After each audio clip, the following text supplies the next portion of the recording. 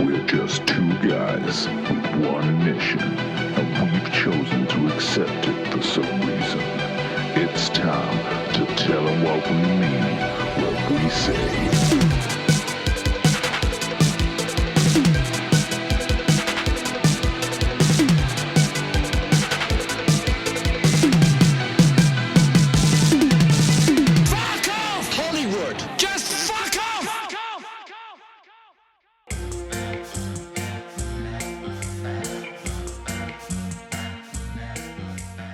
Low energy. Well, what a load of shit that was. Right, are we prepared to argue? Because I'm sure you fucking loved that. Oh, come on! It'll be part of the discussion. Hello, everyone. Hi. We just watched Dario Argento's Inferno from 1980. Yes. It's a supernatural horror film, which is a sequel to Suspiria. And if you've seen Suspiria, then maybe you have some idea of what it's about. Yeah, sure. Now, it was about something? Full disclosure, I'm actually a massive Dario Argento fan, and Steve is absolutely Less not. No. But even for me, this one is a bit of a dud. Yeah.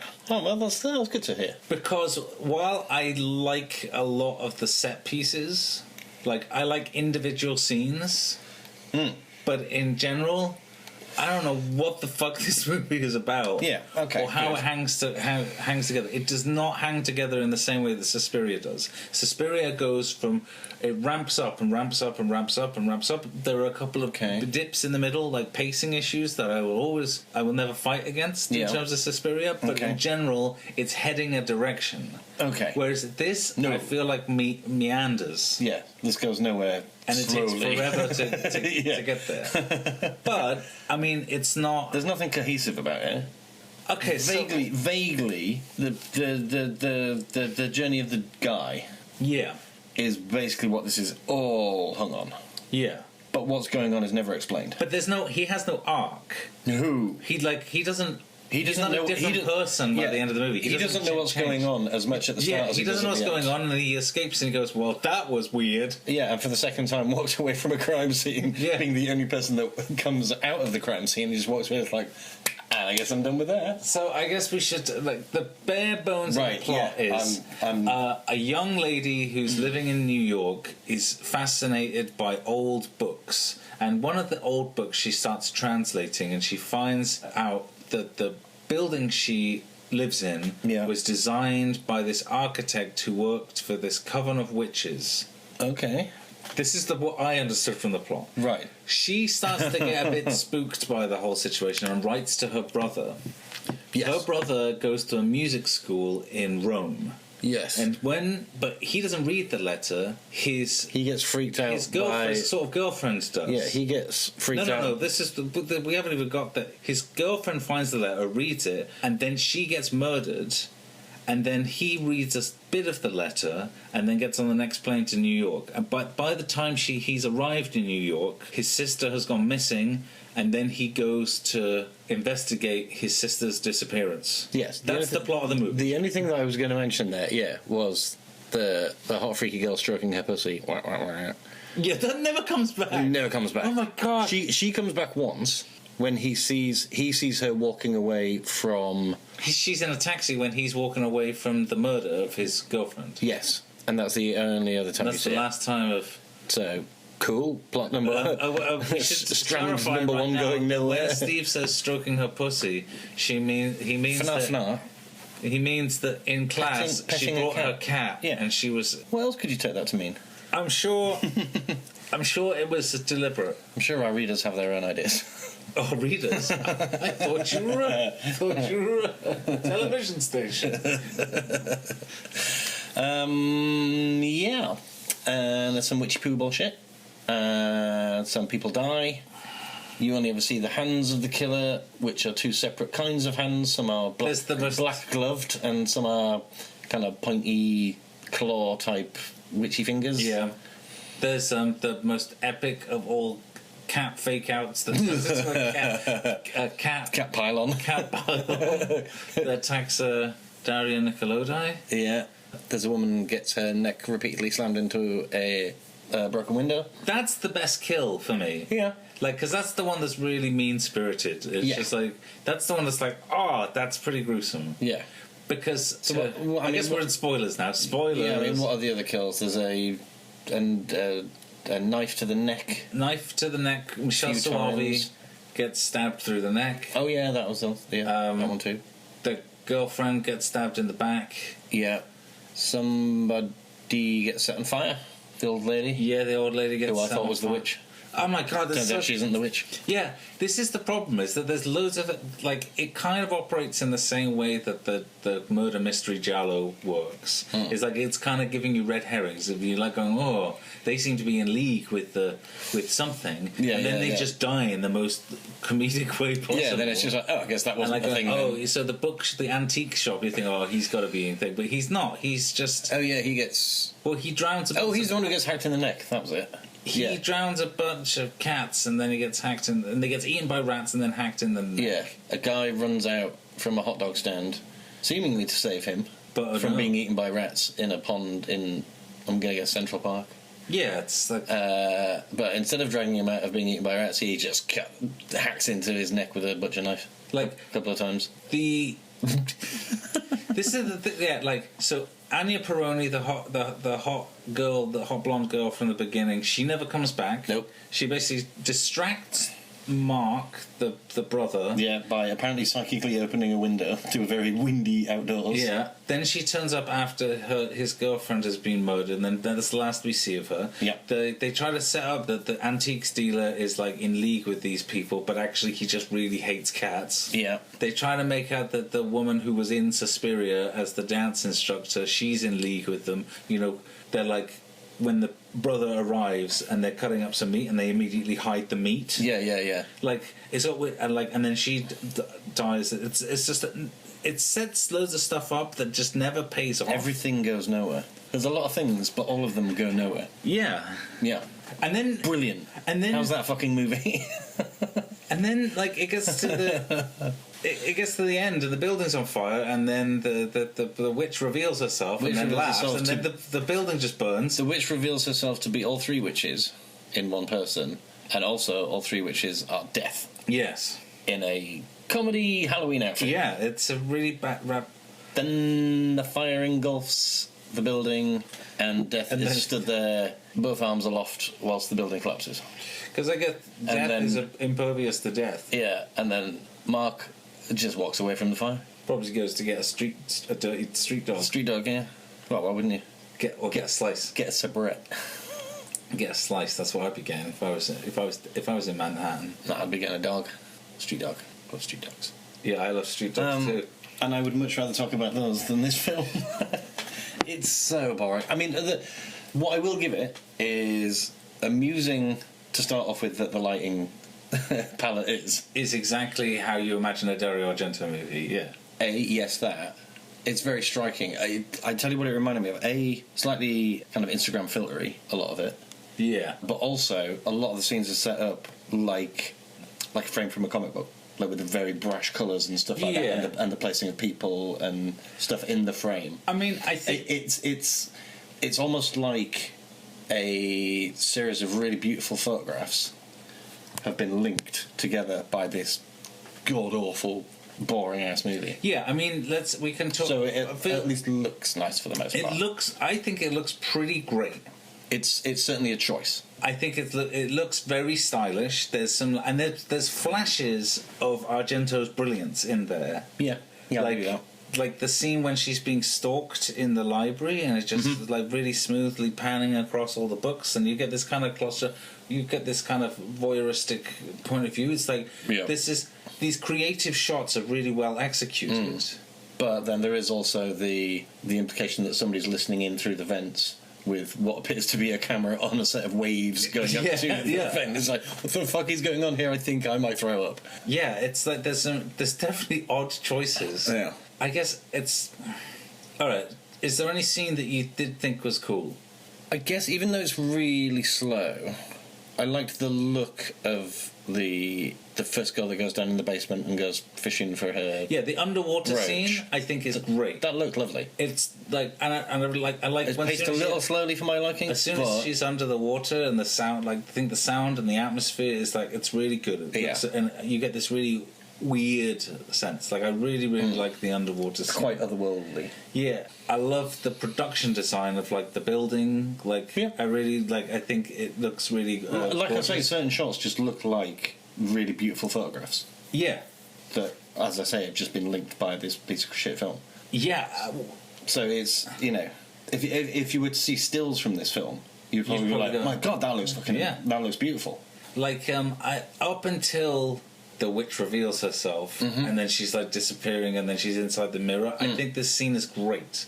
And for the most part I think the brother plays his role pretty well. Yeah, I guess. I also, this might be tainted by the fact that when I was reading up some information on it, I found out that they originally wanted James Woods for that.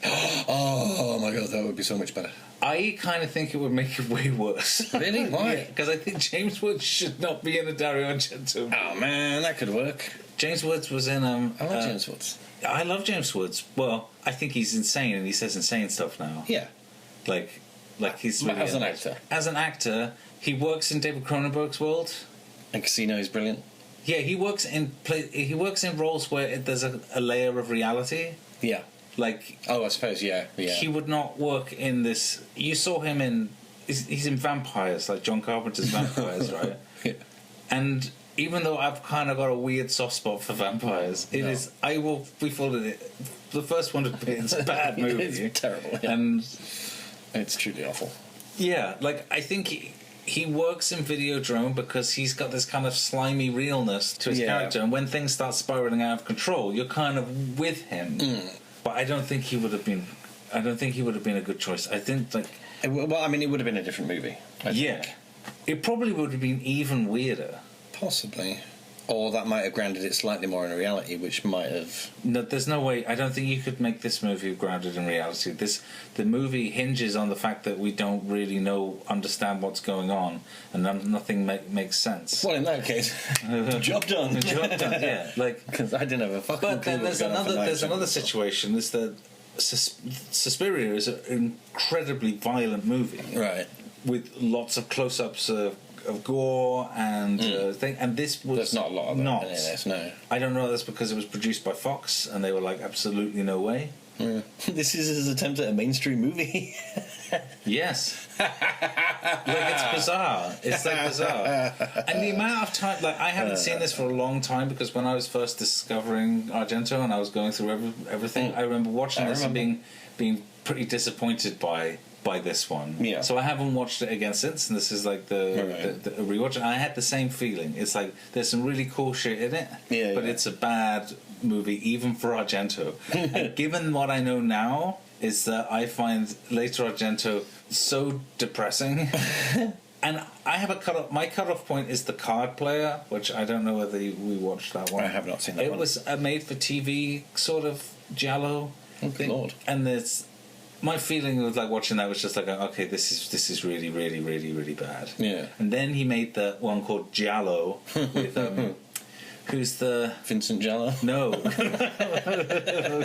Vincent, but you're close. It's Joaquin Phoenix. Who's the guy with the long face? Sarah Jessica Parker. No, a man. Can you look it up, please? It's gonna bother me. Man with a long face. You'll know exactly who I mean once you see. What am I looking up? Giallo IMDb. Adrian Brody. Right. Oh, yeah. God. And that's a bad movie. Oh, yeah, it's got Adrian Brody in it. It's a bad movie. And then Mother of Tears, which I really, really wanted to like, but I just couldn't do it. So how long after these first two does the third one come then? 15 years? Oh, good God, really? I don't know. Why? I don't know. No, we're livers, not experts. I don't know why it took so long. Maybe it was because the third one would be a tough sell after. I assumed it would be Tenebrae, Suspiria, and this one. I kind of always assumed that Tenebrae was connected to this franchise. Well, because it made her Tenebrium. Yeah, but it turns out no. Amazing. But I Yeah, I don't really know what to say about this one. It's like... It was awful. It's really boring. It's really slow-paced. It's... Well, we should be careful about Keith Emerson, because I think it's really tragic what happened to him. But honestly, like, the Goblin score in Suspiria really keeps things moving. Like, it's exciting and weird. This sounds like he's fucking making it up as he's going along. This is like, sounds like, I'm gonna do it really operatic. I'm gonna do it like really straight and classical. Yeah. And it suffers for it. Well, bits of it are, and bits of it are super duper fucking late 70s prog fucking. Well, there's one synth really fiddly. There's a couple in there. No, it's the. There was a couple in there. That one when they go. It's literally the soundtrack of him crawling through a crawl space. Yeah, but that's the main thing. And all of a sudden it's and it's total balls. Yeah, it doesn't fit. It's like it's edited in such a weird way. Like the music does not fit the images, and I don't know why Goblin didn't do this one, but I really feel like that it needs that level of weirdness that Suspiria had in order for it to like hang together.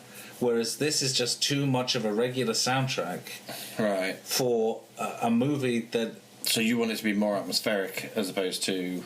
No, I want it to be more driving. I don't want the exciting, actiony 70s progressive rock music to score a scene where he's literally just going really slowly through the crawl space. Yeah. I want the really exciting music to play over when Dario Argento is running for her life because all the doors are locking on her. Instead of a plinky plonky piano. Yeah, like it was like how is that a choice? Yeah, yeah. There's some real mind-bending decisions gone in this one. But I don't think I can defend it. You can't defend it too hard. No.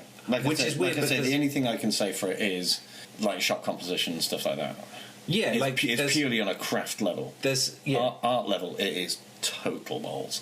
No, on an artistic level, as in like story, as in but as a plotting, as in I just don't know how. I'd have loved to have been in the meeting when Fox got the first cut, and they were just like, "What?" Yeah. So this hasn't been to editing, right? Yet? What is this? This is a really rough cut, right? No, this is the finished product. And I don't know whether people are going to get really upset in the comments about what we said, but like, I look into your heart, and you see that I am right. Well, yeah, and also you can write what you like in comments. Yeah, we can always stop you. We're all either that or freedom of speech. We're all entitled to our opinions. Yeah, but your opinions are not facts. Yeah, you're listening to ours. Write yours if you like. Yeah, but elsewhere. I don't give a fuck. But not here. Do it elsewhere. No, do it on YouTube. Do it. Your tube. We might even reply. Yeah, maybe. So I'm totally gonna. Yeah, I know. All right, so should we score this out? Sure. Shouldn't take long. Yeah. Steve, what would you give it for the story? I didn't know what it was, so 0. Are you actually going to give it a 0? No, I'll give it a 1. I vaguely understood. Mark was the... I vaguely understood his story. What happened to him? Yeah. You better put some big scores in, or else this is going to be like the worst. I'm going to give it. No, but it's only going to be the worst one because you're prejudiced. No, it's not.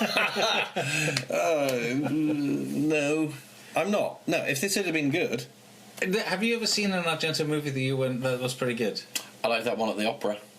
Oh yeah, that is a good one. Is it called Opera? Yeah. Yeah, I like that one. Yeah, that is a good one. That was good. It looked beautiful. It had a story to it. Yeah, it's way more coherent than this. Oh, yeah. Oh, good God, yeah. And it's got that awesome shot of the... Yeah, and I used Nightmare loosely. Because if this was a dream, I would go, I wouldn't say this is a nightmare. No, you just wake up and you go, that was a weird dream. That was really weird. Yeah. I don't really understand what happened. And then you try and describe it to someone and you go, okay, that's crazy. Yeah, totally. I don't think there was a point I was scared. No. I think that's what lets it down. Like Suspiria, and it wasn't even creepy or anything like that. It was more just kind of, what the fuck? It wasn't just like, oh my God, what the fuck? And Suspiria I find quite scary, because it has an intensity to it. But I'm going to give it a 2 for trying. But it loses a lot of points for being rubbish. It loses a lot of points for having threads that would go nowhere. Like I can see it wasn't a cohesive narrative. Yes. And for gore, Well, it's the age-old story if there wasn't that much. And what there wasn't that good. The knife through the neck was pretty funny. The hacking at the back of the neck was alright. We didn't really see anything with the window into the neck, which is a shame. See, if that had been a full-blown, like, proper fucking gore... Yeah. ...gnarly scene, that could have really worked. I feel bad, but I'm going to go 1 again, because there wasn't really anything... I'm just saying that you rated the previous one higher, so I'm curious. Okay. Well, because that had the... yeah. The bloop. Yeah, the bloop was more. All right, so I'm. Yeah. All right. Well, I'll push it up to a 2 then, because there was more in this than there was. Yeah, I don't think I can go higher than a 2. No. Like, it was surprisingly lacking in like extreme violence. And yeah, but the opportunities were there. So maybe that is a Fox thing.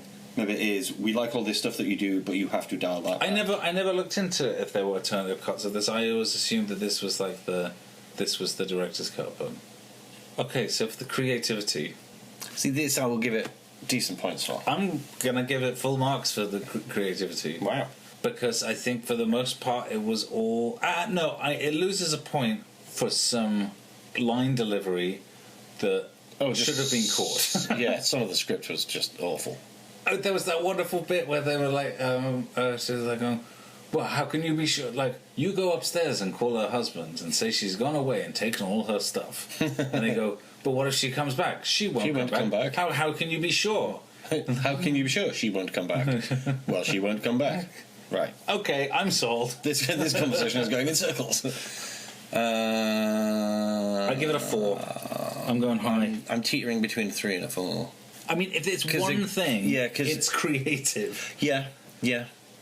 And like I say, like some of the shots and like the lighting and stuff like that, I thought were really interesting. But there's some line delivery that should have been caught. Yes. I'll go 4 then. All right. That seems... Yeah. Okay. So... 0. Before you say it. For sense, yeah. Makes no fucking sense. No. It's no a sense 0. At all. It's a 0. And here comes a different score for these ones too. Yeah, what would you give it for music? 1 because it had some... I don't like that style of music anyway. No. All right. And the orchestral stuff didn't work for me at all. And the prog's just fucking nonsense. And it's in the wrong place, which isn't the music's fault. Well, I own this album. Of course you do. Because of course you do. Because of course I do. Because you really do. It's really not one of my favourites, but I feel like it's not a bad soundtrack. It's just the soundtrack for a different movie. Yeah. It does feel really out of place whenever they bring in the synthy bits. Yeah, like it's like, so I don't think I can go higher. But then if they'd have brought the synthy bits in at different places, maybe it would have worked. But that's not how... Like when the fire breaks out, maybe if they start that with a... Yeah. But that's how they do it in Suspiria. Yeah. They have... So is that the music's fault? So... That's whoever edited it. Yeah. Music director? I guess you would have one of those. No, it would be the editor. When they were like... the editor and the director would sit down and they go, no, let's put this music over the top of it. Yeah. I mean, the music itself is what I'm scoring that on, and it's not my taste at all. Yeah, and... So this I will admit to being prejudiced on. Yeah. And I'm just not that style of prog fan. Oh, so you're prejudiced against Keith Emerson? Not just him, I mean... Not just him. Lake, Palmer, Wakeman, all of Yes. Especially Yes. Fuck them. Yeah, I think I'm going to give it a 3. Because it's really not my favorite, but it's like... Wow. It's not... It's really... Like, I really wish... When they remade Suspiria, the remake of Suspiria does not hold a candle to the original Suspiria at all. Okay. Like, I would much rather watch the original Suspiria anytime over the remake. However, I think the remake has a really nice style, and it would be wonderful if that director could take that style and then apply it to the rest of the movies, so we could get this story of these 3 movies made competently. So you want remakes of Argento films? I would like the guy, I can't remember the guy's name, the Italian guy who who did his version of Suspiria, to remake Inferno and Mother of Tears. Right.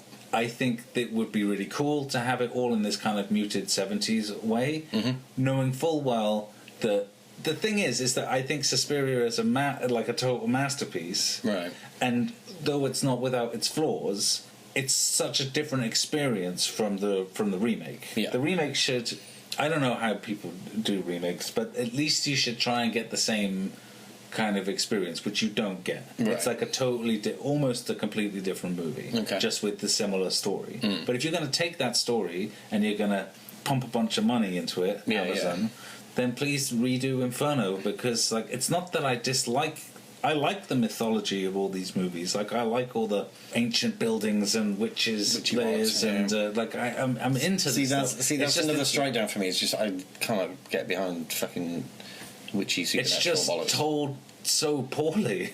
Yeah, also that. Yeah, I mean this had a lot of strikes against it for me pretty much before we started, and then for it to not deliver on any of the bits that, you know, it didn't change my expectations on any one of those at all. It was just like, yeah, no, this is just exactly kind of what I thought it was going to be. Wow. I didn't think it would be that boring. This is a low scoring one for a final score of 19 out of 50. But yeah, I really wish we'd actually like kept better notes and were able to compare and contrast. Yeah. But I guess that's the fun of doing this. Yeah, I mean, we'll find out at the end when we've done them all. Yeah. Because actually that could end, like, if we knew that, we could end up skewing things. Because we could be like, well, I can't vote this lower than X or Y. Yeah. Or doing this completely independently without that kind of information, I think is the better way to do it. Yeah. Because you're going on what you were feeling at the time. Yeah. So, Steve, as a final thought, would you recommend this movie? 100% no. No. I'm kind of annoyed that I watched it. It was really boring and really confusing, which is hard to pull off.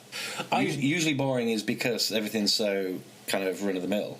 It's just like, oh, I don't know where this is all going. This should be just like, oh, I don't know what's going on. Oh, red herring. Ooh, red herring. I love murder mysteries. It should keep me interested, but it wasn't. It was just so fucking dull. And way too kind of red herring and just like nothing means nothing. It did not pique my interest enough to be kind of like, ooh, yeah. What is this? Ooh, what is this? You know? I want to be able to recommend this. I'm still not overly sure who the witch at the end was. Who was she in the movie? Oh, she was the nurse. The nurse for the old fella? Yeah. That we see twice in the entire movie before she reveals herself to be the witch? Yeah. Brilliant. Brilliant. Yeah, fuck this movie. I really want to recommend this movie because I'm in. Because you suck Argento's cock. I still think Argento's got it in him to make something really, really amazing again. Like I really think I really feel like he's still got it. I mean, he's really old now. Yeah. But I don't know. I feel like if he really wanted to, he could do something really fantastic. But I don't think it's going to happen. But I'm still on his side. But I don't think I can recommend this movie. I think if I recommended it, everyone would be, the person I would recommend it to would be disappointed. Yeah. And I don't want to recommend things that will disappoint people. No. I want to recommend things that will improve people's lives. Yeah, at least bring some enjoyment. Yeah. This brings no enjoyment.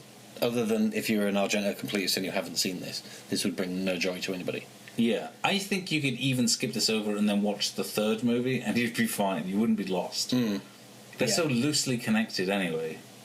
I have to assume so. I haven't seen the other two, so I have to assume that the fact that they keep bringing up all three witches, does it have any connection whatsoever? Yeah. Okay. This didn't make me want to go and watch the other two. No. Go like, oh, what is the deal behind the three witches? I remember the witch and I remember the witch from the third one being like pretty good looking though. Like I remember like on. I mean, this one wasn't, not good looking. She was all right. Yeah, but like before she became a Halloween costume. Yeah, but the one in the third one was like whoa. It's like I would pay money to look at her, and then realizing I literally did. Yeah, I would have done that for Lots of Chops at the start. Anya Peroni. Yeah, well, she's in other movies. Yeah, she was lovely. You pay money to look at Anya Peroni. Yeah. All right, that's it then. I've got to go to the airport. Yeah. Bye. Yeah. No, I actually have to go to the airport. That was you leaving on an airplane. Okay, yeah. Bye then. Bye.